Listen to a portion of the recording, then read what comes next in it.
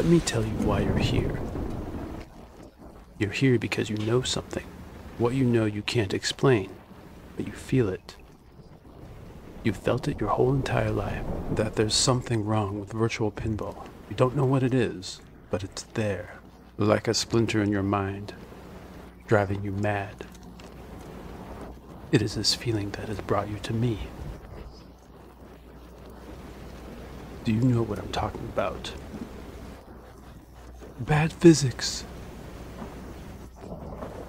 Do you want to know how to fix it? Unfortunately, no one can be told how to fix it. You have to fix it for yourself.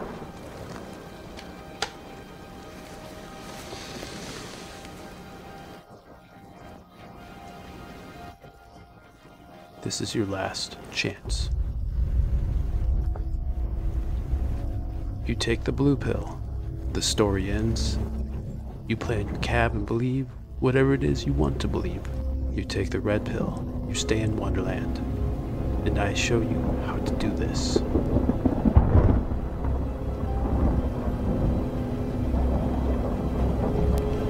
Remember, I'm only offering you the best physics ever developed for virtual pinball.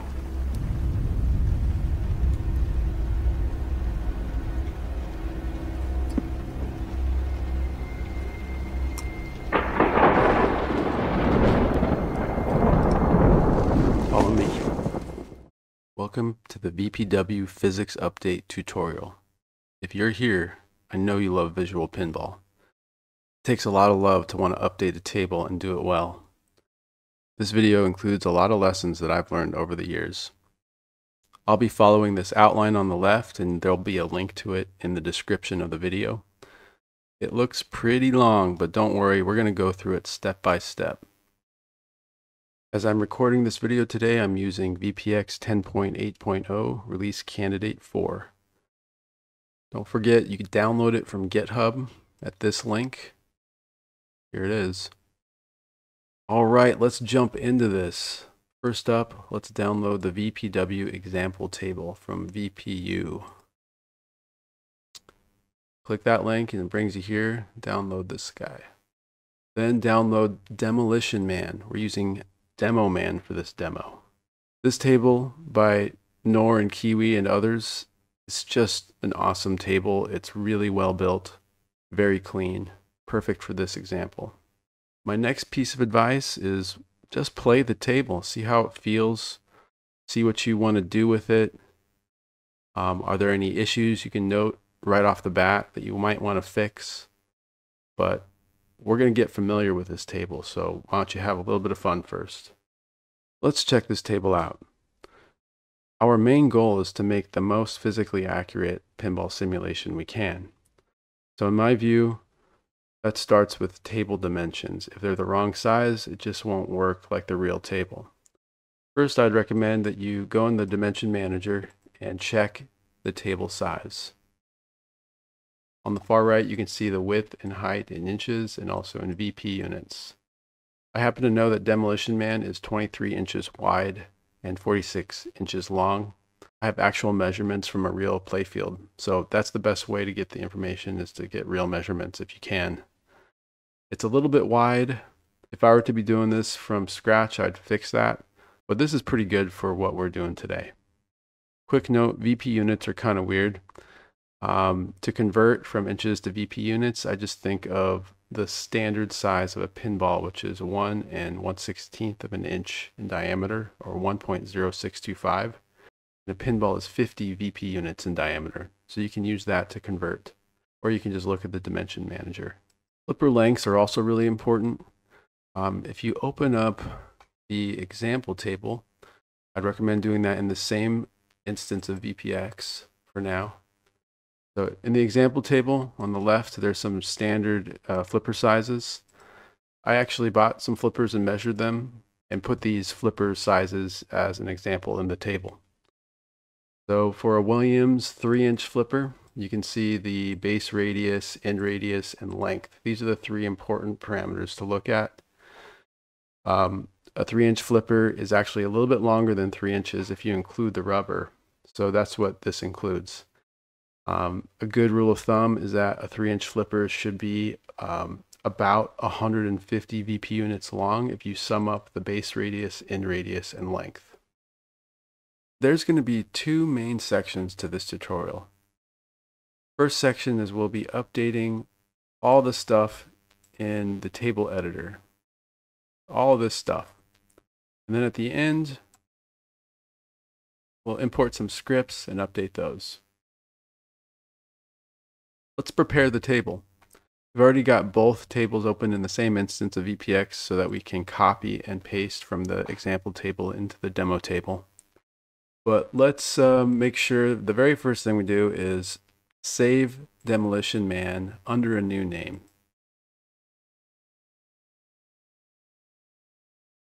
Okay, in the example table, go up to Table, Materials Manager, scroll to the bottom, select all the materials that start with Z call, click Export, and let's call it Physics Materials. Save it. Then in Demolition Man, Table Materials Manager, Import Physics Materials. We'll be applying these physics materials to a lot of objects in just a few minutes.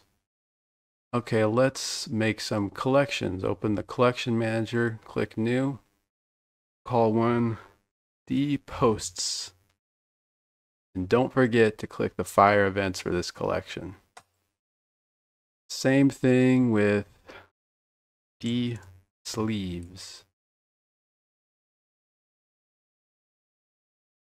And one more, let's call it Target Bounce.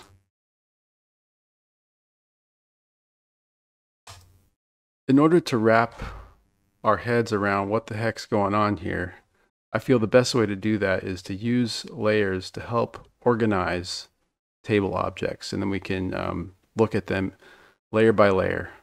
So first up, let's create a new layer and call it Collidables.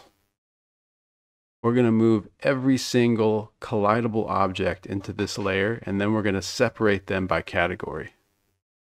We'll be using the Edit Select Element tool a lot in this video, so it's really powerful. Get used to playing around with it if you can. Using this tool, you can see all the objects in the table, and you can sort them by name, type, or whatever just by clicking on the column. Click on name and it sorts them in alphabetical order. Click on type, it sorts the type by alphabetical order and groups them together. But for this, we're going to first click on type, then click on collidable. So you can see that groups the types together, but then all the collidables are grouped together at the top here. You can see they're collidable by the little X in the cell. So for some reason, this is a VPX bug, I guess. Lights are considered collidable. We're not gonna move those into the collidables layer. So first, I'd recommend we just hide all the layers, and come over here, select everything up to lights, and then I think if we go to layer 1, we'll see like. You can tell something is selected because it's a little bit bold. So, and what we want to do is move everything to the collidables layer. Another quirk of VPX is that if you right click on everything selected right away, sometimes it unselects everything except the one thing you right clicked on. In order to prevent that, first select all, then hold Shift and click on one thing that's selected, and then click on it again, and then you can right click Assign to Layer, Collidables, and that moves all the things selected into the Collidables layer. But that's not all the stuff we want in there, because let's go past lights. So starting from plunger, we're still selecting only the collidable stuff. Come all the way down to here, hit select. Now you can see a bunch of stuff was selected. Hold Shift, click one thing, click again, right click, assign to the collidables layer. I usually like to work with the playfield image turned off just so it's easier to see what I'm doing. Now let's hide everything except the collidables. This is what we're going to be working on. This next step is totally optional, but I recommend it because it really helps visualize what's going on this table. You know, VPX is a 3D program with a 2D editor, which I think is going to get updated and improved over time. But for now, you know, you really can only edit things in this view. And that's difficult when things are popping out of the page. So let's export all of these things to an object file and open them in Blender so we can kind of navigate around and see what's going on. VPX has a file export object mesh option, but unfortunately it will only export visible items. So everything in this view has to be visible first. I don't want to mess up the file we're working on, so for this step, let's save this as a new file. I'm going to put the word delete me at the end of the file name so we don't confuse it with the real work file. Now go back to edit, select element. Now let's first organize everything by type and then by layer. We're going to make every object on the collidables layer visible. Unfortunately, you can only do that by type. So first we have to select bumper, and bumper is already all visible. But I still recommend you uncheck and recheck the boxes because that ensures that every object that you selected is visible. So we'll do that for gates, select all the gates, make that visible. Select the kickers. Now to make those visible, you have to go to display and let's just come down to Williams. Plunger doesn't really matter. Well, let's just do it anyways. Actually, I don't think there's a visible option on plunger. Primitives, make them all visible. You get the pattern here, right? Ramps, visible.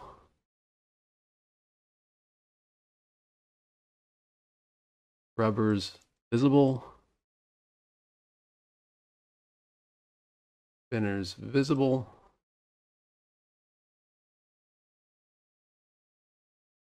Triggers. And lastly, walls. Make the top and the side visible. Okay, so now let's just only show the collidables layer. And then we'll go to File, Export, Object Mesh. I'm going to name this with collidables in the name so I don't forget what I did. Export finished. Yay. Okay, just so we don't confuse ourselves later, let's close this file. I don't care if we save it or not. Let's open the one that does not say delete me. Okay, so we're going to be working from the correct file when we come back. Now let's open up Blender. I've got Blender 4.1 here. Per tradition, delete the cube. And go up to File, Import, Wavefront OBJ. Go to our working directory. Click on the .obj file. Okay. Just so that things are scaled correctly, we need to adjust the transform properties. So let's put 0.00054 in the scale. That's going to convert everything from VP units to meters, which is what Blender wants. And then for forward axis, you want Y. And up axis, you want -Z. And import.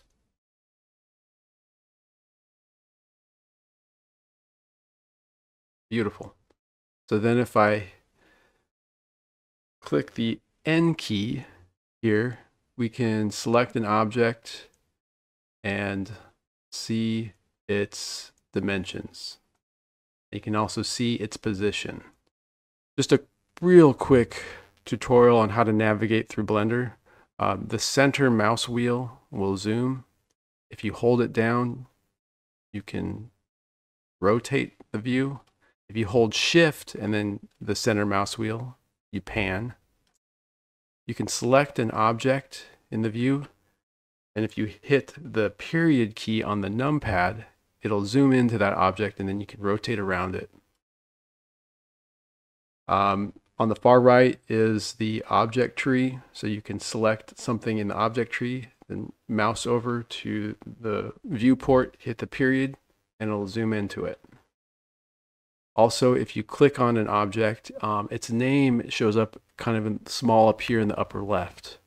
So this is a really useful tool for understanding what's going on in 3D on your table. It's pretty interesting to look at, actually. Now let's make a bunch of new layers that we can put our objects into. Here's the list that I would recommend. I'm just going to go do it. Now we have the task of assigning objects to the layers. You can do this any way you want, but I am again going to use the Select Elements tool. So first, organize by type and then by layer. I'm going to leave the bumpers on the collidables layer.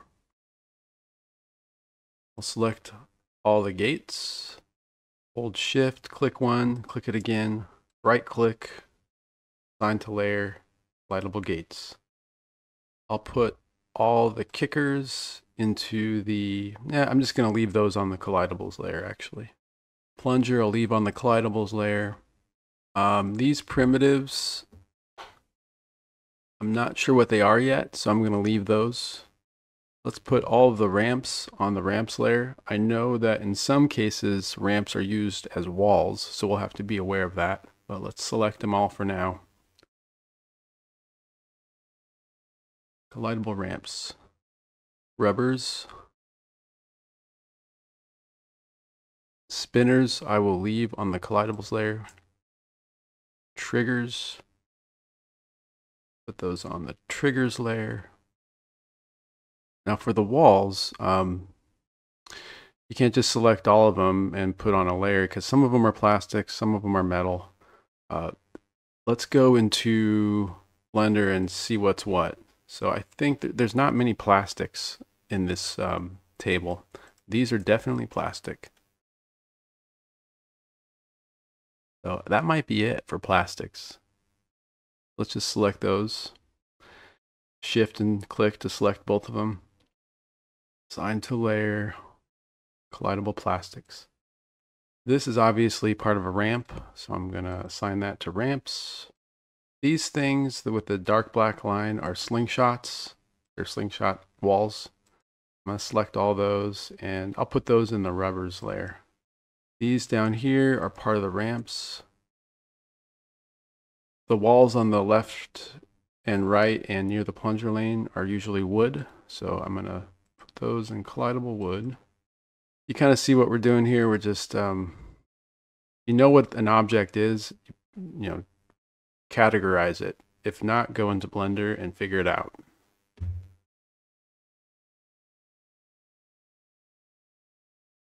All right, so what is this weird thing in the upper left? I think it's that. That's plastic, but it's also part of the ramp. So which one do we put it in? I would probably put it in ramps.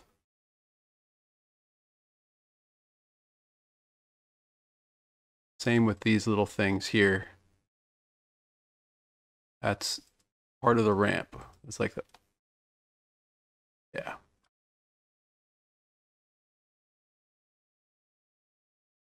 These inline guides, sometimes they're plastic, sometimes they're metal. Let's see what they look like. Okay, yeah, so the collidable part here is metal, most likely. If we're being really diligent, we would go investigate, do some research, and figure out if these are plastic or metal in the real game. I'm just going to assume they're metal for now. The apron is usually lined with metal walls, so let's add that to metals. I think these are fine to be wood. Getting a little cleaner, right? What is this thing? Little triangle. Ah, I bet it's that. Part of the ramp. I also see a triangle here, which is part of that ramp. And I think there's a triangle over here as well.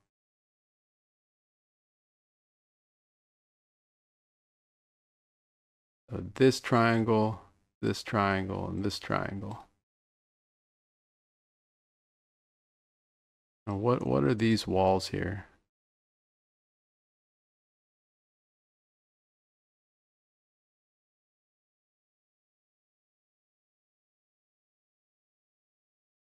I can see one of them. Oh, I think the other one's down here. So we got this wall and this wall. This one's most likely for a target, and that's part of the ramp. We'll put this one on ramp. That's going to go under targets. And you can see there's probably other walls here that represent targets. Let's take a look. That one, that one, that one. These simulate targets. These over here also.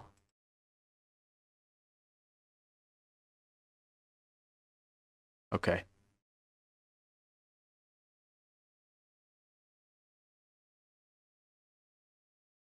This primitive is probably part of the target. Here too.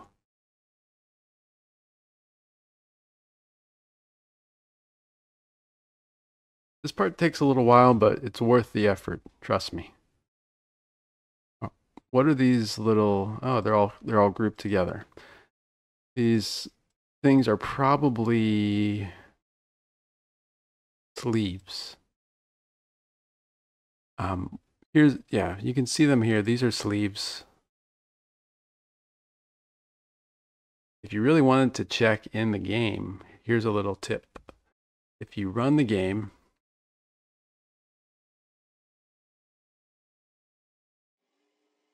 hit escape, click on live editor, and then you can use the center mouse wheel just like in Blender, except for the rotation part. To rotate, you use this little cube in the right hand corner.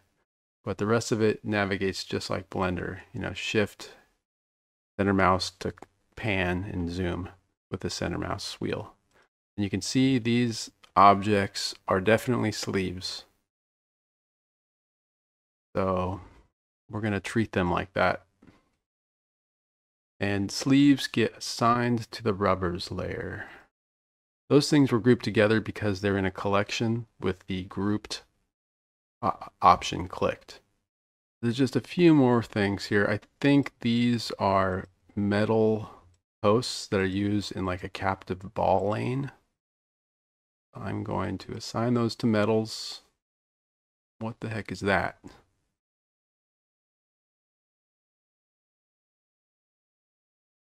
I think that's also a target. This is a ramp that puts the ball into play.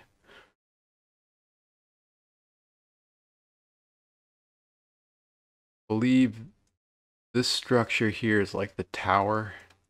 It's this tower. That's going to be metal.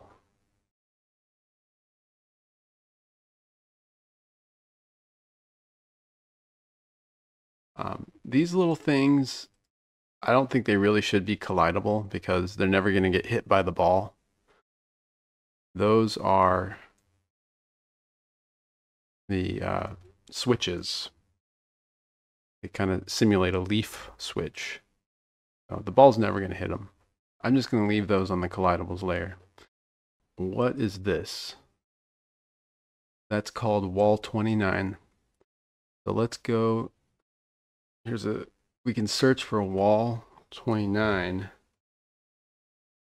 in the object tree, click on it, hit the period key in the viewport and zoom in. So this to me looks like it's either a rubber or it's just a wall that was placed here in order to prevent stuck balls.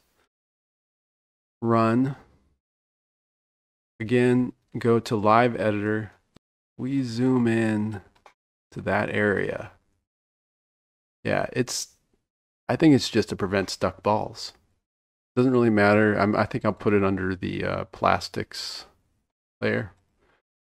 So what's going on in the upper right hand corner here? These look like tubes, like plastic tubes or metal tubes. And this is just a box. I think it's safe to put these all in the metals layer. This looks like a diverter. We'll put those in the metals layer, I think.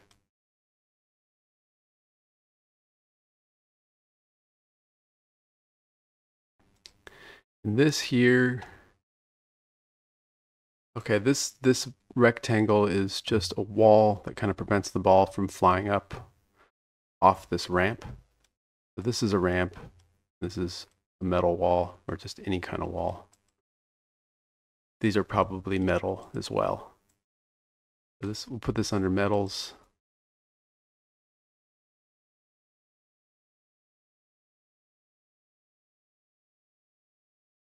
This big box here is probably the wooden cab. So let's put it under wood. We still have this thing here. Elevator wall to metals. One thing that stands out to me is that we're missing our flippers. For some reason, flippers are not always collidable, or they don't have a collidable property when you select them with this element selection. So I think that's not correct. I'm going to make sure that I have all the flippers selected and those to collidable. Okay, let's review all the layers and see if we did our job correctly. Again, on the collidables layer, it's just kind of a miscellaneous set of things. At the end, we put the flippers on there. Bumpers, spinners, kickers, and things that don't really belong as collidables in this case. Collidable gates all look correct. Metals. Now I feel like we're missing the metal walls. And if you remember, I said before that sometimes ramps are used for walls. So let's go into the ramps real quick. Yeah, you can see here, these are ramp objects, but they're tall and skinny like walls. So let's right click on them, assign to metals. They're metal walls. Same with that one. All right, going back to metals, that looks better. Plastics. That's it for plastics on this one. Ramps again. Yeah. So we've got the ramp objects, we've got some primitives, and some walls actually here. These are all of our collidable rubbers. We're going to be coming back and modifying this layer in a few minutes. Targets. There are actually no target objects in this table. All of the targets are simulated using walls, it seems. But normally I would see, a target object like a drop target or a stand-up target like that. But not in this one. These are all triggers. used for various things throughout the table, and the wood. Okay, now that we have all of these objects separated by type, it's time to assign physics materials to them. So let's start with the metals. What I would recommend is going back into the Select Elements tool, organize by type, and then by layer. So we're starting with the collidable metals. The collidable gates have no physics materials, so we can skip those. In the collidable metals, select all the ramps, go to the physics tab, uncheck overwrite material settings, and then go to the drop down, set Z-call metal. Now, the other thing we want to do is make sure that the hit event is on and the hit threshold is 2 for these metals. Now select all the wall objects in collidable metals. Again, we want to apply Z-call metal to them. Check as hit event, hit threshold 2. Next up is plastics. So let's hide the metals layer, show plastics. We can easily just select these by hand. We want these to be Z-call plastic. Has hit event, make hit threshold 1 for these. Okay, on the ramps layer, there's different object types on this layer, so we're going to have to select them all using the select element tool. So for all the primitives, let's use Z-call ramp. And I think we don't want hit events on these, so let's just click and unclick it. Okay, selecting all the ramp objects, Z-call ramp, click and unclick hit events. All the walls, same thing. We're going to skip the rubbers layer for now. Go into targets. So there's primitives and walls in this layer, and usually there's also target objects. Z-call targets as hit event, hit threshold 1. One thing to note on the targets layer is that sometimes we'll be dealing with drop targets and sometimes stand-up targets. In this table, these are all stand-up targets. If we had any drop targets, we would want to make sure that we used Z-call drop target as the physics material. Okay, going into the wood layer, assign Z-call wood as hit event, hit threshold of 1. The primitives and the walls. If you have an upper or a lower playfield, you might actually have a wall that represents the playfield itself. In that case, you would select that wall and assign Z-call playfield to the object. But we don't have that in this table. And I would, for that, disable hit events. Now it's time to start updating physics parameters. We're going to do it for the table first. So under the table physics tab, let's update these parameters to be in line with our standards. To do that, go to the example table, open the script, and at the top is this handy table of contents. What you want to do is click on ZPHY for physics, Control F to find, and it'll take you right to the section we're interested in. Here are the recommended table physics settings.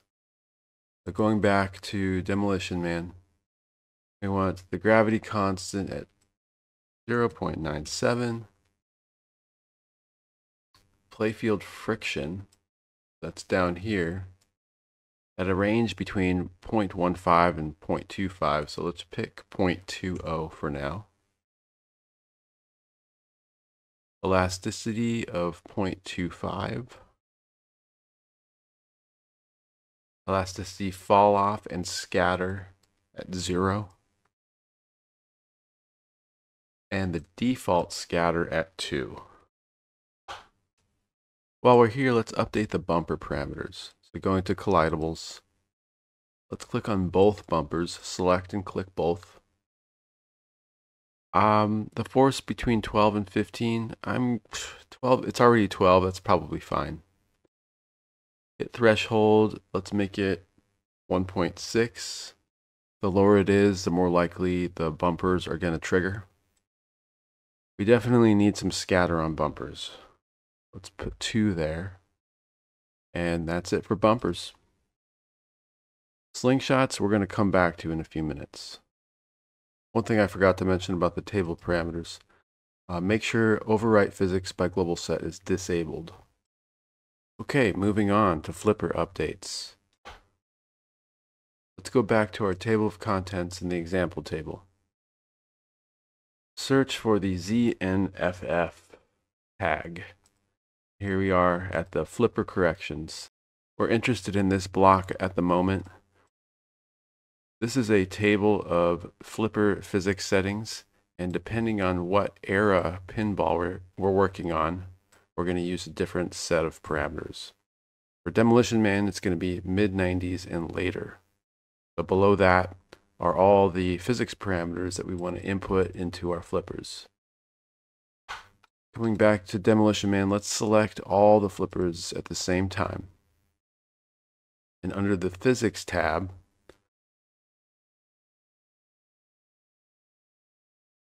let's input first the mass of 1. There's a range of flipper strengths that are typical, so between 32 and 3300, so let's pick 3250 to start with. Elasticity of 0.88, elasticity fall off of 0.15, friction 0.9, return strength 0.55, coil ramp up 2.5, scatter angle 0, end of stroke torque 0.375, and end of stroke torque angle of 6. And also here, make sure overwrite physics by global set is disabled. The physics scripts we'll be adding later makes an assumption about the right flippers, and that is that the right flipper angles are negative. So if we zoom in to the left and right flippers here, going to the Visuals tab, you can see there's a start angle and an end angle. And for the left flipper, it's positive. For the right flipper, those need to be negative. Just make sure they're the same numbers, but negative. Now we're going to copy and paste the left flipper trigger from the example table into our work table here. So let's go back to the example table, select only the flippers layer. Okay, so this is called the flipper trigger, and this trigger is used by the script to help with flipper corrections. So just click on the left one, copy it, and then make sure that the collidables layer is selected, and then right click and paste. And you'll need to unlock it to move it around. The flipper triggers have a very specific shape they need to be. There needs to be a 27 VP unit margin all the way around the flipper.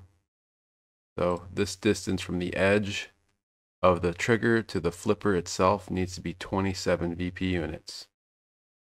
And that needs to be true when the flipper's end angle is 3 degrees higher than it normally would be. So very first step is to click on the left flipper, subtract 3 from its end angle, so 70 would turn into 67. So 67.4 is the end angle in this case. That moves the flipper end angle up by 3 degrees. And then let's just get this as close as we can to align with the flipper, because now we're going to be adjusting the flipper trigger shape. To ensure that there's a 27 VP unit margin around the flipper, what I usually do is I create a kicker object and I set its radius to 13.5. So that would set its diameter to 27. And then I'll move it so that it's just tangent with the outline of the flipper. like right there. Okay, and then copy that, paste at, and then move it and continue to create kicker objects positioned right on the perimeter of the flippers. So we're doing this just to get a general idea of how the flipper trigger needs to be shaped. Something like that. So then I will left click on the trigger and draw in front so that it's easier to select these control points over the kickers. And then just set the control points so that we completely envelop the kickers. Now, these two endpoints that stretch along the long straight part of the flipper, you right click on one, you make sure that it's not checked to be smooth. But the other endpoints, they'll need to be smooth. You find that you need to add a point in order to get the trigger to look right. Just select the trigger, right click near the edge, and click add point. Select the control point and pick smooth if you need it to be smooth. Okay, that's looking pretty good. So let's now delete every one of these kickers except for one. All right, with this last kicker, we're going to set its radius equal to the base radius of the flipper, so 21.5 in this case. And this is going to be used to help us align the right flipper trigger. So we'll position the kicker so that it's basically perfectly aligned to the base of the flipper. So we're looking at this, the edge of the circle, and seeing it's basically covering the edge of the flipper base radius. And then select only this one little control point here and move it so that it touches that point in the center of the kicker. We're going to be using this as a guide for positioning the flipper trigger on the next flipper. So I'm going to move this over to the right flipper, align it to that one. Okay. Before I go any further, I want to remember to set the angle back to its original value. So that's the angle of the left flipper trigger back to 70.4. All right, let's copy and paste the left flipper trigger. Flip the X and rename it to trigger RF. This is now our right flipper trigger. Align it to our kicker on the right side, just like that. There you go. Let's lock these in place and delete kicker. Hey, we're making progress, guys. Let's update the rubbers now. First step is to create a visual rubbers layer and move all rubbers there. Also sleeves, make not collidable. What do I mean by that? Well, let's show the collidable rubbers layer. Go to select elements. Let's click type and then layer. Come down to collidable rubbers. So all of these rubbers, select those. And then assign to the visual rubbers layer. Now, we also have all of these sleeves. Normally I would recommend moving those to the visual rubbers layer, but in this case, they're actually pretty useful. They're walls, they're pretty well built. We could replace them with better circle primitives, but I'm just going to use these as is. So let's leave those here. It'll save a little time for us. We're also going to leave these walls in place. So going to the visual rubbers layer, let's select all of this stuff. Going to the physics tab, make them not collidable. We're going to be replacing these with our own objects that are going to be collidable. So that's up next. Let's update the collidable rubbers layer. So here I'm showing both the visual and the collidable rubbers layers. Going back to the example table, let's show only the collidable rubbers layer in the example table, and you'll see there's an array of primitives and walls. So these are all of the physical objects that represent the rubbers in the example table. Let's pick one wall and one post. Right click, copy, go back to our work table, click on the collidable rubbers layer so we paste into that one, and paste. Oops, looks like I didn't get that post. So copy that one, paste. All right, I'm going to unlock those and move them off to the side. So I want to make a few different diameters of this post. We want a 35 BP unit diameter. So click on a new one that you just created. Go up to the position tab and then X and Y size. Make that 35. Let's also make one with 25 and one with 20. Okay, notice that when we copied these into the table, they came in with hit event checked, hit threshold of 0.5, and the physics material set to Z-call rubber posts. We want to have Z-call rubber posts for the mid-size and the large diameter, but for the small diameter, we want Z-call sleeves. So the big diameter represents like a post at the end of a rubber band. Mid-size represents a pin, so like a circular rubber around a small pin. And the smallest diameter represents a sleeve.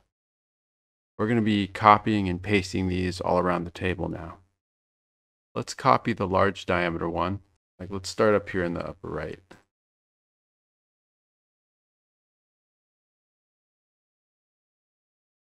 You might be wondering, well, why are we replacing the rubber bands at all? Let's just use the original rubber bands. Well, the reasoning behind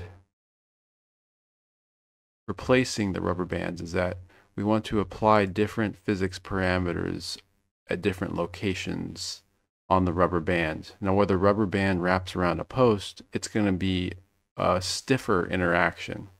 But if the ball hits the rubber band, say in the middle of this band, it's going to be more flexible. So we want to differentiate between those different dynamics.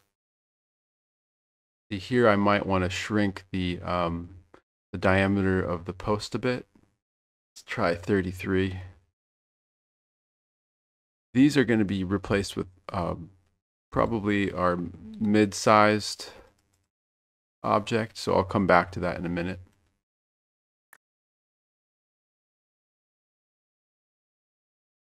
Okay, now I'm going to grab this middle one.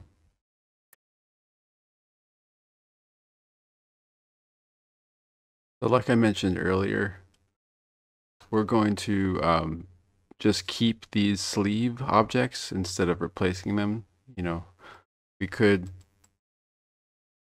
replace them completely, but let's make sure that we've selected all of them and we set up their physics parameters since we're going to keep them. So make sure we use Z-call sleeves, give them a hit event, set the threshold to 0.5. Time to create some rubber band walls. So we'll use this wall as an example. Let's copy it, and starting up here in the upper right, paste at.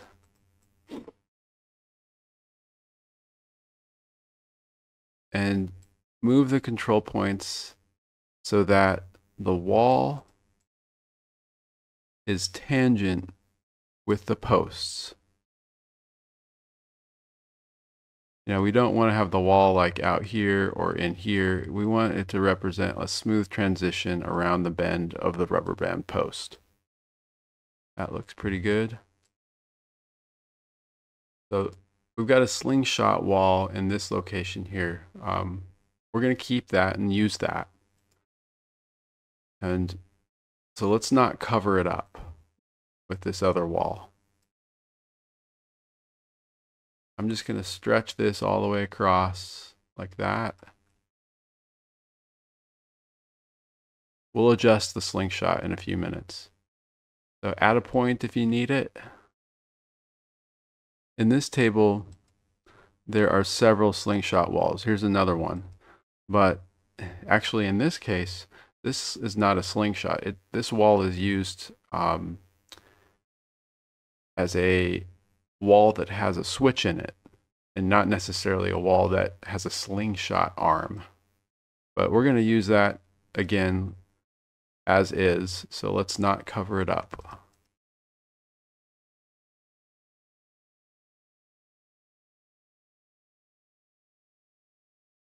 There we go. We got some rubber bands now. I want to make a quick point that the posts that are down closest to the flippers are pretty critical in how they're positioned, because the ball interacts with them a lot around the flippers, and it contributes to how you control the ball. I usually like to make sure that these posts are positioned as accurately as possible, first of all, but if in general they should be at the same Y location on the table. So click on one post, check its Y position.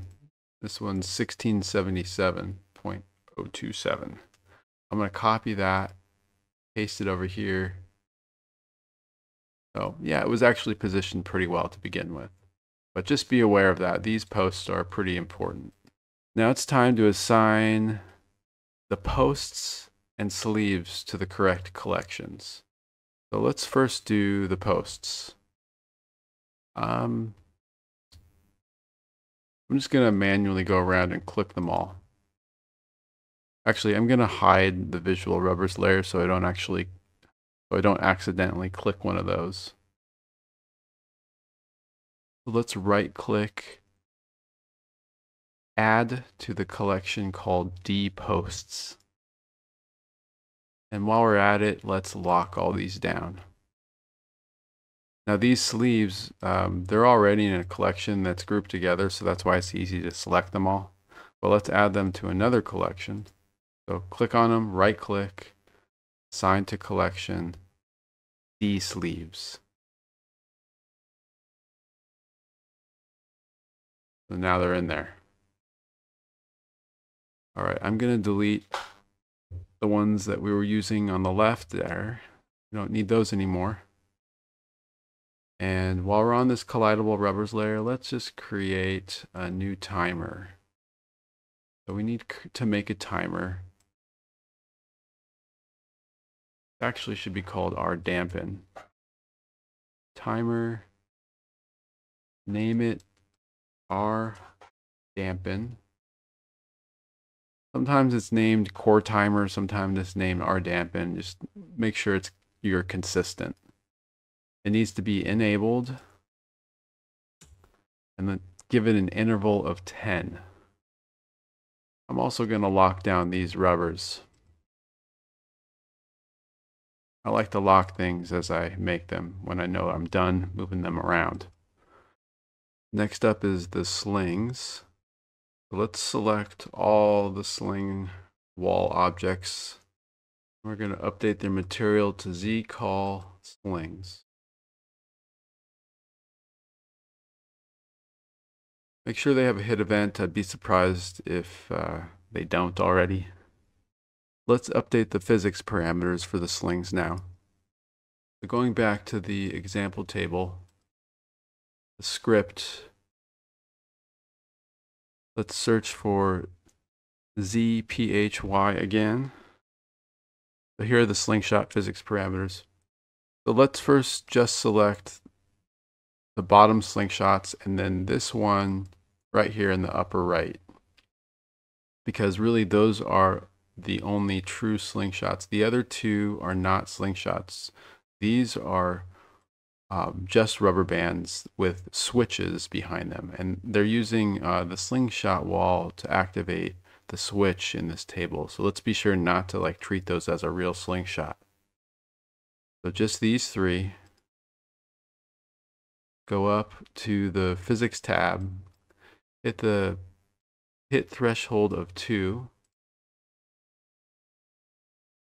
sling force of 5. That's in the right range. It's a little bit on the high side, but I'm good with that. The sling threshold between 2 and 3. So 3, that'll work. And the elasticity, friction, and scatter are all part of the sling material. So we just went over this step. Mentioned here not to mess with the sling force on these two objects. They're set to 0, which just basically means they're not slingshots. Now it's time to adjust the shape of these walls. I would definitely recommend not changing this control point nor this one, the ones that surround the dark black line, because I think they were put there in that position for a reason. So let's just move these other points around like that.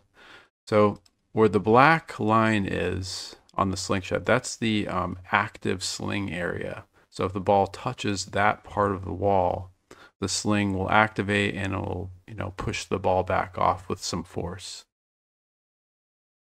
Sometimes the active part of the sling is pushed away from the post, because really when a ball hits near the post, it won't hit the rubber band with enough deflection to cause the switch nearby to activate. So that kind of simulates a little dead zone in the slingshot area.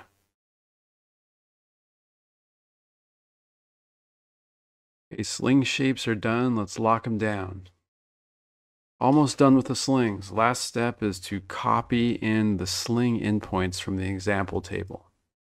So going back to the example table, show the slingshot layer, and down at the bottom you'll see these little primitives that are kind of at the endpoints of the black regions of the slings. So select them all, copy those. In the collidable rubbers layer, paste them. Let's unlock them. Then move them around. So we want to position them at the end of the dark black line on the slingshot walls. These little endpoint primitives are not collidable. They're just used to indicate an X and Y position of the sling endpoints. And that's used by the sling corrections script, which we'll set up in a little bit here. So let's lock them down now. We are done setting up collidable rubbers, guys. One thing to remember is that sometimes rubber bands are on upper play fields or under play fields. So when you set these up, make sure you put them at the right height. Okay, we are done setting up table objects. Let's move on to the script setup. We're going to be going back and forth between the two scripts, so easy to see them side by side. There's a few things I want to make you aware of. First of all, the script in Demolition Man is nice and clean. Kiwi did a great job. One of my personal pet peeves is script cleanliness.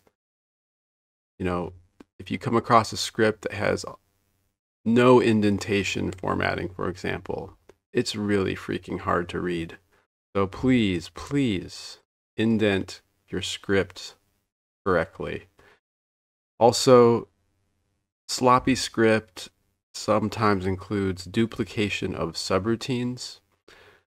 If you go up to script and click compile, if there's a duplicate sub, it'll show a warning and it'll tell you which line numbers the duplications are on. So I would say check that and make sure you don't have any duplicates, because if you do, only the bottom one in the script is used. I think I've said enough about that stuff. First step, make sure we are using the correct ball size and ball mass. We can force VPX to, when it creates a ball on the table, to use a specific diameter and mass.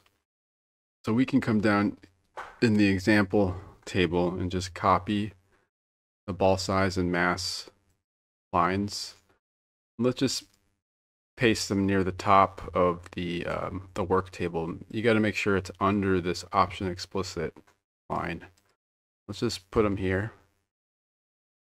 We got to make sure this is the only place ball size and ball mass is defined in the script.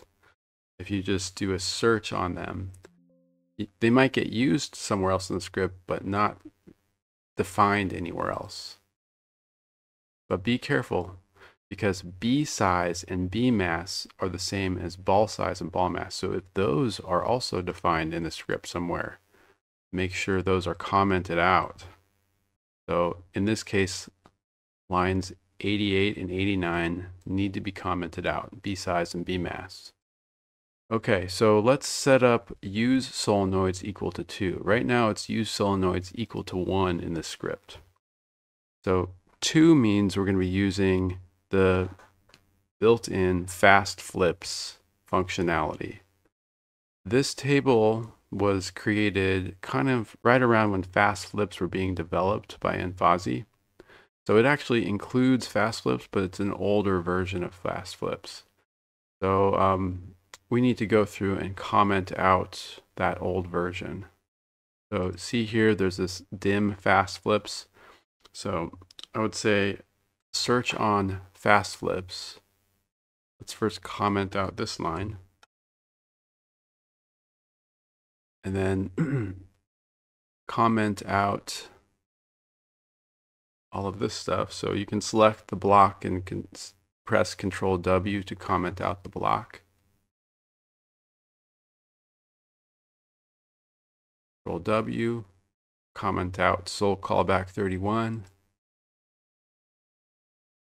Comment out the lines that call fast flips in the table key up and key down subs.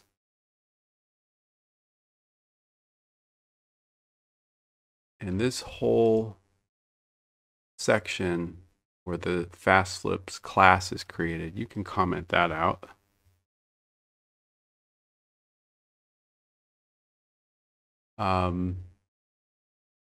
Since we've done that, we're going to need to uncomment out the, let's search on Sol L flipper. So there's this Sol callback, the left flipper and the right flipper. We need to uncomment those. So this is kind of a unique step for this table, but just be aware this might happen. And use solenoids 2 doesn't always work for all tables. Some old solid state tables might not have use solenoids equal to 2. I think it's pretty well covered nowadays though. Okay, next up, we want to copy a bunch of script from the example table into our work table. So let's paste a bunch of stuff down at the bottom of our work table script, starting with general math functions. So let's search in the example table for ZMAT, copy this whole block, paste it at the bottom of the work table. Now let's search for ZNFF. Oops. ZNFF. So this is the flipper correction code. I'm going to scroll all the way down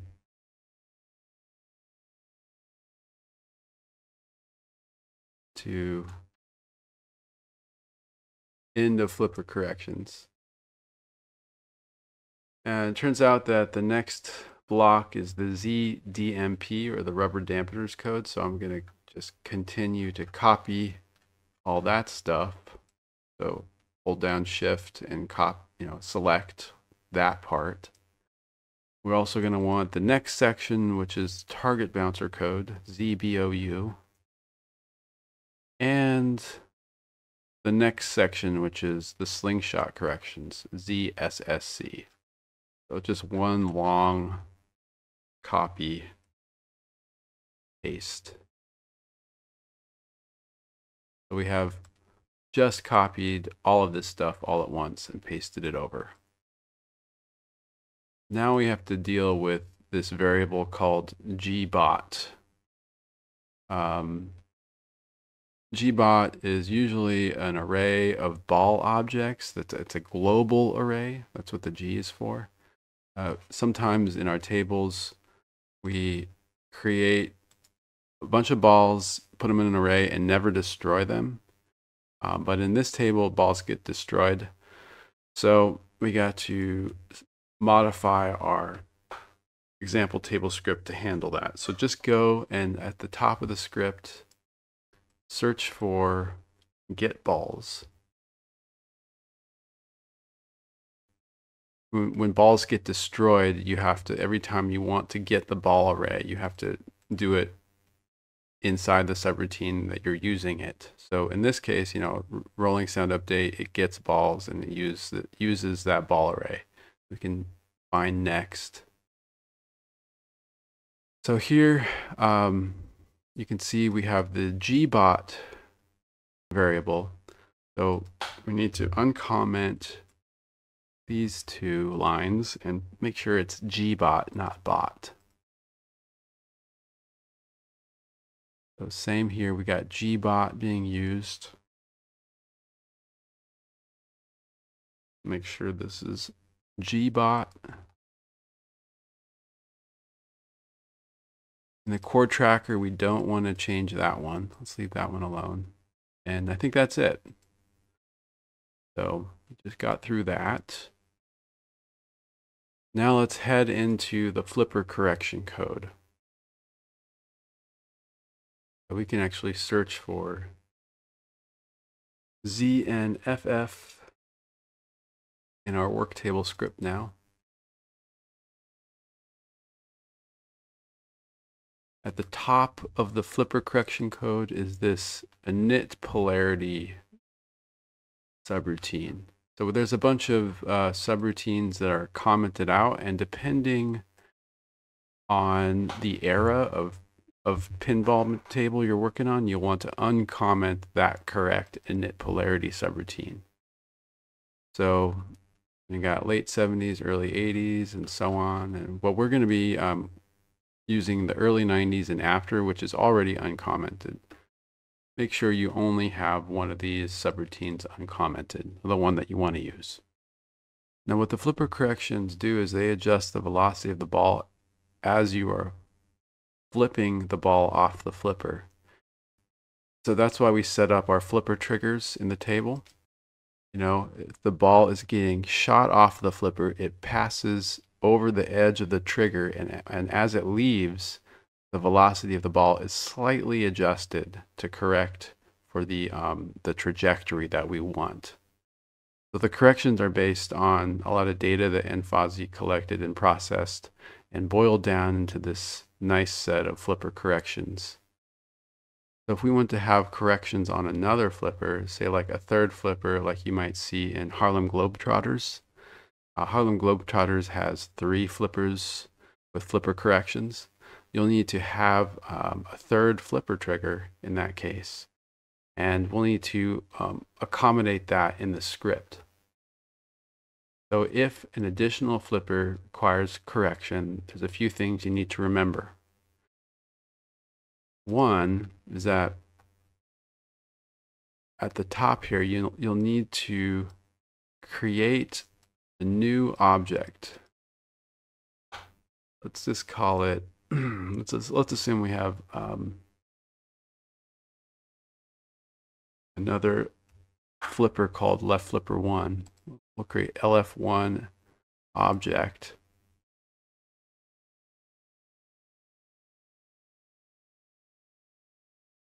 Then you'll need to add that object to this array in the init polarity subroutine. And you'll need to initialize that object at the bottom. LF1, I'm assuming they'll have a flipper object called left flipper 1, and you'll have a new flipper trigger called trigger LF1. I'm going to delete these now because we're not going to do that here.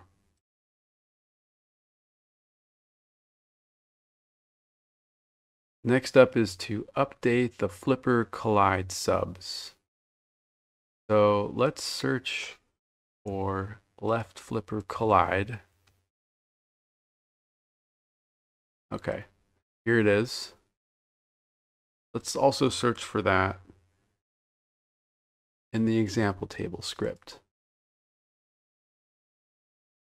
So we'll need to include a call to the check live catch and the reprocess ball lines for each flipper. So on the left flipper collide, let's just copy these top 2 lines, paste them over here on the left flipper collide on the work table. Same for the right flipper collide. And again, if you have an additional flipper with corrections, you'll want to do that in that flipper's collide subroutine. Now let's update the on-ball-ball collision sub. So let's search for on-ball-ball collision. So in the example table, just copy this one line that says flipper cradle collisions, paste it into the work table. Now to update the right flipper timer.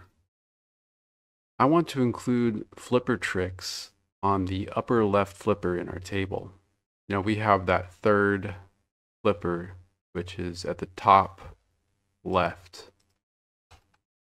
right up here, called left flipper 1. The flipper trick sub for left flipper 1.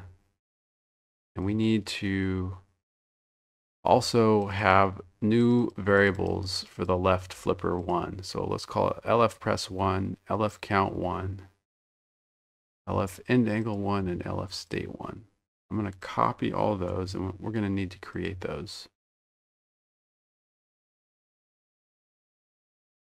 So let's find where LF press is defined. Okay, it's down here. So I'm going to create a new dim for LF press 1 and so on. We'll need to initialize these just like they're initialized for the other ones. So let's search on LF press. Okay, that one is not needing to be initialized. Let's search for LF count. Also not initialized. LF end angle. Okay, down here. See how LF end angle is initialized to the end angle of the left flipper? We need to do that for LF end angle 1. It's initialized to the left flipper 1 end angle. And then finally, LF state. So we need LF state 1 initialized here to a 1. And of course, if you have other flippers like that you want to add flipper tricks to, you'll have to do something similar for those. Let's go back to the right flipper timer. I would not update the flipper nudge calls. Flipper nudge usually only needs to be applied to the bottom 2 flippers. Okay, let's search for EOST new. Make sure EST new is set up for the 90s and later table. Of course, if you're using an EM, you'll need to change it to this one. That's for EMs to late 80s. Then EOS return down here, and actually that one needs to be changed. We need set that to the mid 90s and later in this case. Now we'll need to update the flipper solenoid callbacks. Let's search for Sol L flipper. Do that over in the example table too.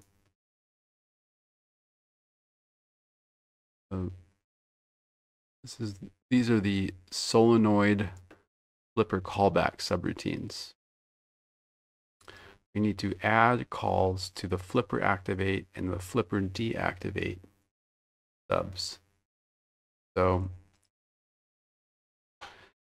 see here, you see here that flipper activate and LF fire are called in the enable part of this if structure in the left flipper callback. So let's put same lines here. So sol left flipper if enabled, do this. This replaces the rotate to end call. And notice how in this table they've appended left flipper rotate to end, and left flipper 1 rotate to end to this line. Let's comment those out. And same, let's see, let's just comment the rotate to start and end and on the left and the right solenoid callbacks, because we're going to be replacing those now. So, you know, the left flipper, it actuates both the lower left and the upper left flippers. So we need to make sure that we activate both of those. So we're going to have to activate left flipper 1 also and use LF press 1. And the LF fire is for flipper corrections, since we are only correcting, since we're only doing flipper corrections on the lower left flipper, we still have to call left flipper 1 rotate to end. We don't have an LF1 dot fire available to use. And then for when the left flipper is not enabled, you need to deactivate it for both the left flipper and left flipper 1.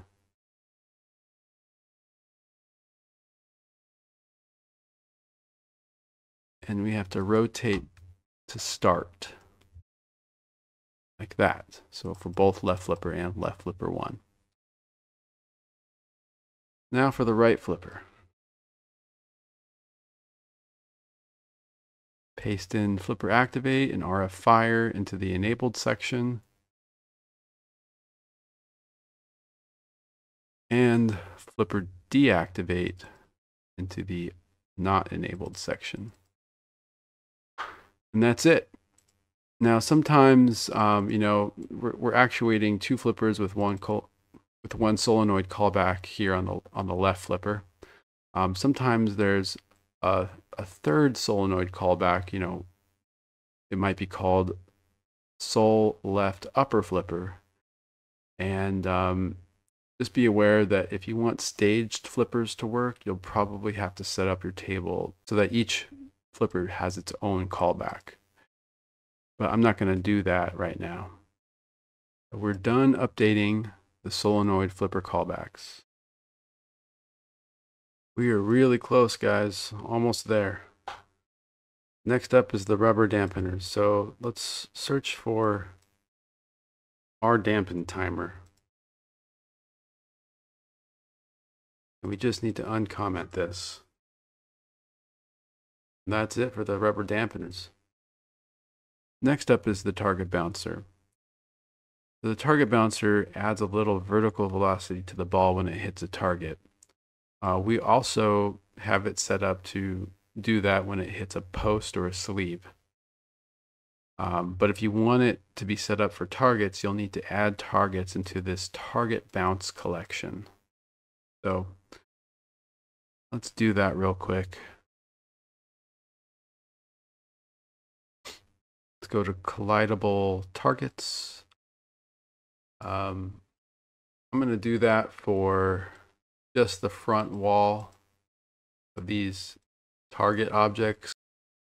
Right click, assign to the target bounce collection. Last up is the slingshot corrections. I usually only do slingshot corrections for the two bottom slings. In this case, there's a slingshot on the upper right of the table, but I'm not going to do the corrections for that. So, you know, we added those endpoints to the bottom slings earlier. And if we did want to add another slingshot correction or a third slingshot, we would, similar to the flipper corrections, we would need to first create a new slingshot correction object. And then you would need to initialize that in the init sling corrections, and then add it to the array down here in the add sling point sub.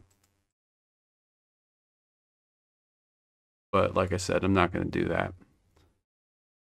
Last up is that you have to add this velocity correct method to the slingshot event sub. What does that mean exactly? Well, let's go in the example table and search for _ slingshot. Do that over here as well. So that takes us right to the slingshot event subroutine. And for the right slingshot, there's this call to the right slingshot correction object, and it basically corrects the ball velocity when it gets fired off the slingshot. Let's do the same thing for the left slingshot. We are done updating the scripts. If you have not saved your table yet, I highly recommend doing that now. Look how far we've come, guys. It's time to press the play button. Cross your fingers. Aha! Why did I expect it to work the first try? I should never expect that. So what happened? I'm glad we ran into this bug because it's frustrating to figure this one out. The issue is that ball size is defined in controller VBS. So if you try to define it after you've loaded controller VBS, you'll get an error. So the solution to this issue is just paste it above the call to controller VBS. If you define ball size and ball mass before you load the controller, it'll just use the values you've defined. All right, let's save this and try again.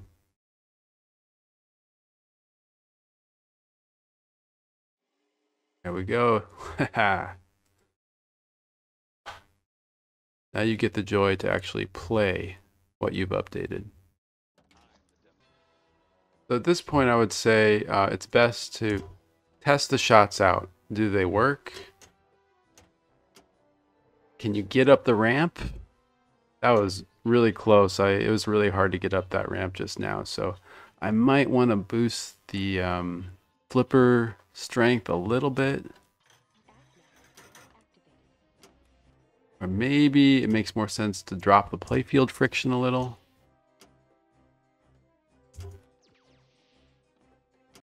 So what do we do next? Play the table. How does it feel? Observe any issues you might come across. You know, do balls get stuck? Do they fly off ramps when they shouldn't? Can you get up the ramp or not? Watch videos, highly recommended. When you're watching the videos, observe all the similar things that you would be observing when you're playing the game. Are all the shots working correctly? Is the ball speed generally correct on your table? Are the balls returning to the flippers correctly, like when they come off of an orbit and come down to the flipper? Is there any weird bouncing or something on your table compared to the real thing? Are the slings the correct strength? Are they hot enough? Are they too weak? Do balls bounce off of objects correctly? How much randomness should be injected in your table? You know, sometimes kickers need some randomness. They don't always kick out exactly the same. You can do that in VPX if you want. If you need to adjust things, I would recommend adjusting the flipper strength, you know, make it a little stronger to get up a ramp. Or maybe it's too strong. But try to stay within the range recommended for the era table you're on. You can also play with playfield friction in this range. The lower the friction, the faster the ball will feel. And the playfield slope is, you know, it's a variable that you can tweak in real life. For tables like Demolition Man, it's typically within a range of 6 to 6.5 degrees. Right now, it's set to 6.2 degrees. You can see it over here. Remember that all pinball machines play differently. You are determining how this specific table is playing. So you're going to watch lots of videos, and they're all going to be a little different. How do you want this table to feel? Make it feel real. That's all you really have to do. Next, this is a list of things that I've found can screw you up if you're not careful. So, first of all, sometimes there are objects that are not collidable in the table editor, but eventually become collidable in the script. So you got to be aware of that. Make sure that you search the script for the word collidable. And if anything gets set to collidable dynamically, make sure that you've handled it correctly on the table. Like I mentioned earlier, sometimes use solenoids equals to 2 doesn't work. That's the fast flips. So you'll have to figure out what to do in that case. In that case, you might just need to go back to the old use solenoids 1 feature. And I also mentioned this earlier. Sometimes flippers have their own callbacks, like if you want stage flipping to work. So you'll need to handle that correctly. Now, if you're updating a JP Salas table, in some of his tables, he limits the ball velocity using this max vel coefficient. So search for max vel. It's usually in like the ball rolling sub where he updates the velocity of the ball. Just comment that out because that's gonna limit the ball velocity in a way that's gonna feel not realistic now. And please don't forget that the R dampen timer should be enabled with an interval of 10. D posts and D sleeves have fire events for this collection checked.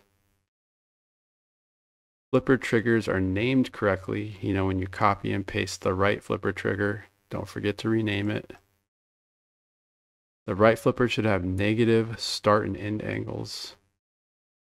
B mass and B size are commented out, and there's only one definition for the ball mass and ball size. Make sure that overwrite physics by global set is disabled at the table and on the flippers.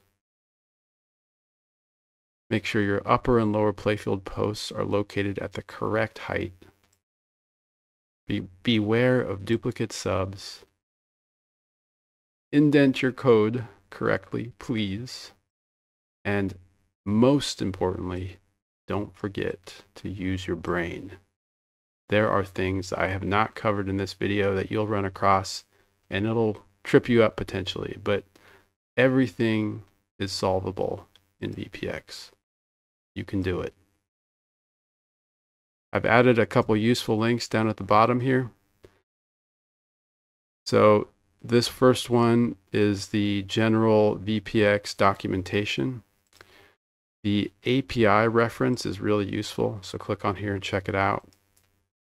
And this is the only reference I've found that has a decent description of the vpinmame API interface. Please let me know if you have a more recent version of this, but this is still pretty useful. I use it quite often. Well, that wraps up the tutorial. Hope you guys learned something.